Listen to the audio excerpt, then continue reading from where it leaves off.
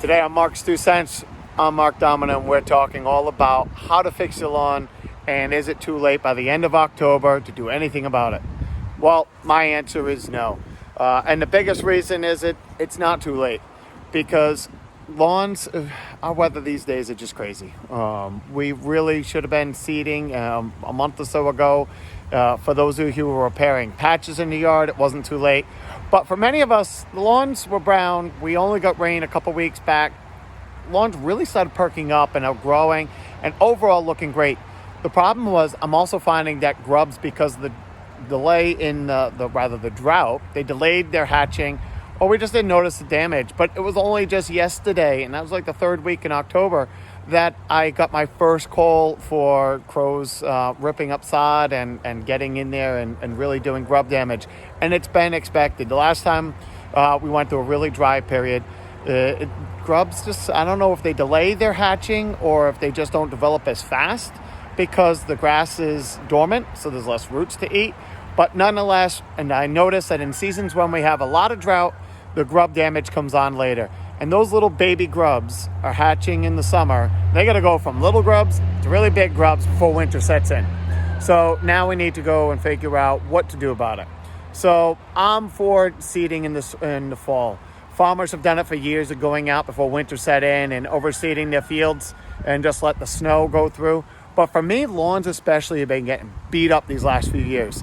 And the fall, the ground is warm, the air is cool, the weeds are not hatching at this time of year, or not hatching. I hear my chickens in the background. The weeds are not germinating at this time of year. So we have this short window to get the grass up, running, and getting the roots developing in the fall. Because then we get some root development in the fall, we'll get another good push of root development in the spring, all before the grass goes into drought over the summer months. So yes, a side benefit is crabgrass is, in my opinion, one of the biggest weeds that choke out lawns and are killing lawns these days. And with our crazy weather of warm, cold, long extended periods of drought, crabgrass is just saying thank you and seems to get more and more prevalent every summer. So using crabgrass preventatives is important in the spring to keep the crabgrass at bay, to give the grass a fighting chance. So if you get the grass seed to germinate in the fall, you can use conventional crabgrass preventatives in the spring. However, if you seed in the spring, you have to use a much more expensive crabgrass preventative. You can't use traditional. If you do, or you have a lawn service that goes out and puts down regular crabgrass preventative, it's going to stop any of that grass seed to germinate.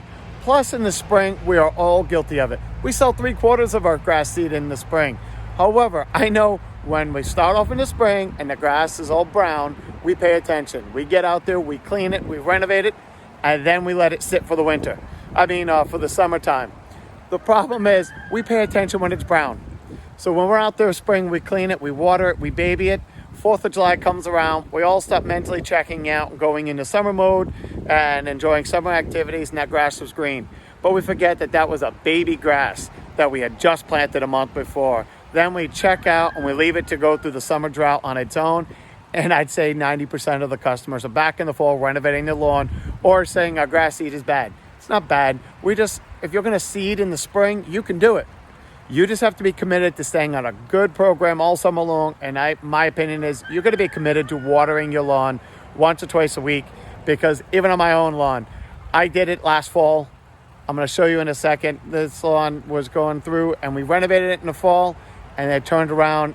It had all fall to renovate, grow, had all spring to grow. We even watered a few times and still lost it with a drought like this. So I would rather fertilize and renovate in the fall and try to get it to just sprout and look green, like a green fuzz, before winter shuts it down. And I feel we're going to be in much better shape for spring. In this example, this is an area we use the Agway Ready Green. Overall, this handled the drought just fine, came back beautiful. But areas where the grass was in competition with big mature trees, this was all green last fall and renovated last fall. So it had all fall to establish, it had all spring to establish, and it was looking great.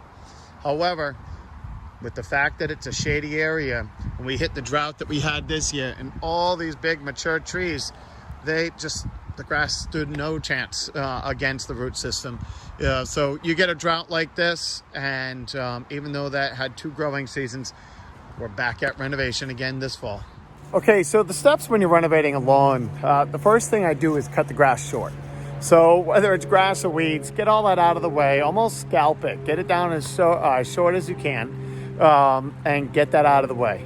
Then you're gonna go over it with a machine called a dethatcher. And what that does, it's gonna rip through all that grass, and I'm gonna do a separate video on how to dethatch a lawn. But the first thing you gotta do, it's a labor-intensive process. It's one that nobody likes doing. It's the equivalent of going over your lawn with a walk-behind mower that is gonna send the blades down into the soil instead of sideways cutting the grass. This is ripping through the grass. And it's gonna pull some of that thatch out from underneath it and open up space for us to even get seed down into the soil. Then when that's done, we're gonna go over it with another machine called an aerator, a core aerator.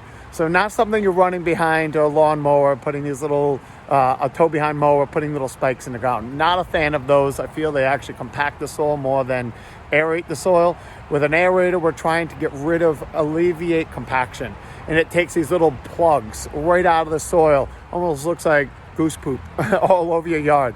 I'm sure you've seen it at one point or another. Golf courses do it multiple times a year because it's so important, and because it's taking soil out, these little plugs out of your soil, giving the existing soil a place to expand and fill the voids. And what it's doing is it's letting oxygen down into the roots. And that's important because we don't really think about it, but a good portion of our soil is open pore space for air. And so it's important that the grass can breathe. And so that's where those come in. Once we've gotten the thatch out of the way, we've gotten the core plugs in there, and we've aerated the lawn, then we go over with another machine called a slice seeder or renovator. It's another walk-behind machine, and what it's going to do is deposit seed into the soil, and it's going to actually deposit that seed right down through the grass and get down into the soil. That is so important. If I was going to skip any step, I would never skip going over with a seed renovator, because a lot of customers come in, they buy an expensive bag of grass seed, just put it in a spreader and start spreading around the lawn like it's a fertilizer. It doesn't work that way. If the seed does not get down into the soil, it's not going to germinate. It's not going to even have a fighting chance of growing. You might as well just hand us a couple $100 and say, thank you, have a great day. But we don't want that. We want to see you be successful with your lawn. And so it is tedious. Now, sometimes I find it actually easier when a patch of grass is just flat out died, because then you can go in there, spread a little bit of topsoil over the top, then broadcast your seed over the top of that. And it's very easy to get good seed to soil contact when you're doing bare spot renovation. But when someone just has an old lawn and they just want to thicken it up and get it lower maintenance, you got to start getting some new genetics and the new grass seeds down through the old, and let the survival of the fittest. Let the new grass seeds start out competing the old, and your lawn just slowly transitions over to the newer grass seed. And the newer genetics, don't skimp on your grass seed.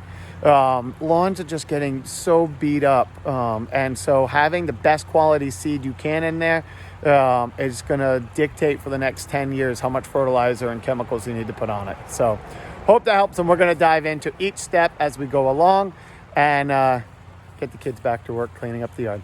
Thank you.